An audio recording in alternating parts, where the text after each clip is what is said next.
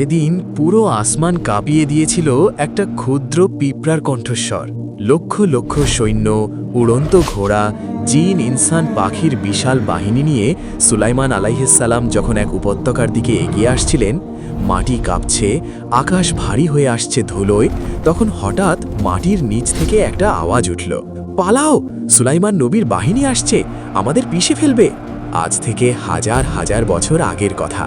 এমন এক সকাল যেদিন পুরো পৃথিবী কাঁপছিল, না ভূমিকম্পে নয়, না ঝড়ে নয়, কাঁপছিল পদধ্বনিতে।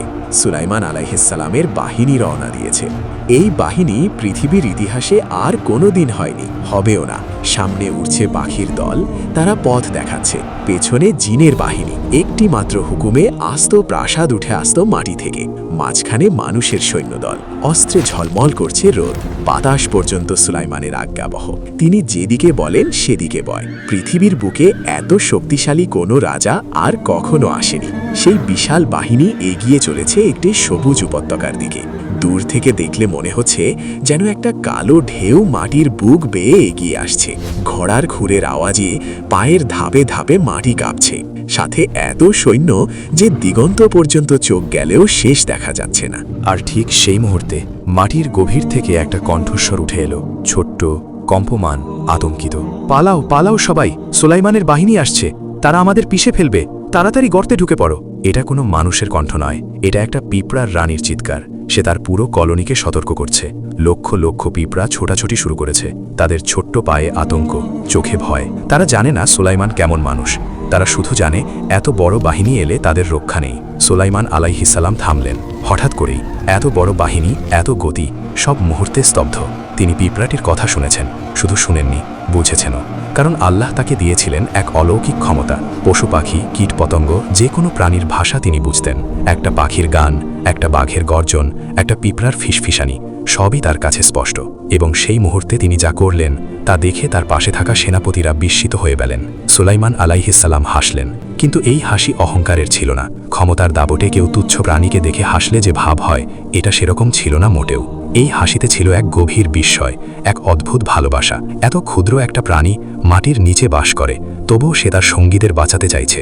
সে ভয় পাচ্ছে, আর সেই ভয়টা সত্যিকারের। এরপর হাসির পরেই তার চোখ ভিজে গেল। হ্যাঁ, পৃথিবীর সবচেয়ে শক্তিশালী রাজা, যার একটি ইশারায় জিন কাঁপে, যার কথায় বাতাস দিক বদলায়, সেই মানুষটির চোখে পানি এসে গেল একটা পিঁপড়ার আতঙ্কিত কণ্ঠস্বর শুনে। তিনি আকাশের দিকে হাত তুললেন, হে আমার রব, আমাকে তৌফিক দাও যাতে আমি তোমার সেই নেয়ামতের শুকর আদায় করতে পারি যা তুমি আমাকে এবং আমার মা বাবাকে দিয়েছ, এবং আমাকে তৌফিক দাও যাতে আমি এমন নেক আমল করতে পারি যা তুমি পছন্দ করবে, আর তোমার রহমতে আমাকে তোমার নেক বান্দাদের দলে সামিল করো।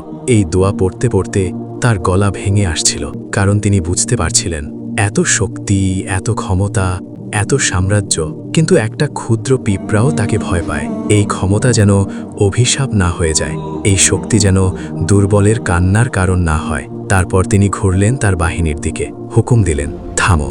লক্ষাধিক সৈন্য থামল, জিন থামল, পাখি থামল, বাতাস পর্যন্ত যেন একটু নিঃশ্বাস নিল। সুলাইমান আলাইহিসসালাম বললেন, এই উপত্যকায় পিঁপড়ার বসতি আছে, তারা ভয় পাচ্ছে, তাদের সরে যাওয়ার সময় দাও। সেনাপতিরা একে অপরের মুখের দিকে তাকালো। লক্ষাধিক সৈন্যের এই বিশাল বাহিনী থেমে আছে, কারণ কি? একটা পিঁপড়ার কলোনি যাতে নিরাপদে সরে যেতে পারে। মাটির নিচে তখন কি হচ্ছিল জানেন? পিঁপড়ারা ছুটছে, তাদের রানিয়ে হুকুমে সবাই গর্তের দিকে যাচ্ছে, ছোট্ট ছোট্ট পা ফেলে, মাথায় খাবার নিয়ে, ডিম বহন করে। তারা ভাবছে বিশাল সেই বাহিনী থেকে বেঁচে গেছে। তারা জানে না যে সেই বাহিনীর রাজা নিজেই তাদের জন্য অপেক্ষা করছেন। তারা জানে না যে সেই রাজার চোখে তখন পানি। অনেকক্ষণ পর যখন সব পিঁপড়া নিরাপদে সরে গেল, তখনই বাহিনী আবার এগোলো, উপত্যকা পার হলো। কিন্তু সুলাইমান আলাইহিসসালাম সেই মুহূর্তটা ভোলেননি। সেই ক্ষুদ্র পিঁপড়ার আতঙ্কিত কণ্ঠস্বর, সেই ছোট্ট প্রাণীর ভয়, এটা তাকে মনে করিয়ে দিয়েছিল যে ক্ষমতা মানেই অহংকার নয়, ক্ষমতা মানে দায়িত্ব, দুর্বলকে রক্ষা করার দায়িত্ব।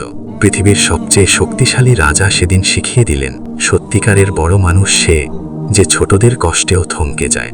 আর সেই পিঁপড়াটি, সে শুধু জানল বিপদ কেটে গেছে, কিন্তু কে তাকে বাঁচালো তা সে কোনোদিন জানতে পারেনি। প্রিয় দর্শক ভাই ও বোনেরা, ইসলামের এমন অজানা ও অলৌকিক ঘটনা প্রতিদিন জানতে চাইলে এখনই চ্যানেলটি সাবস্ক্রাইব করুন।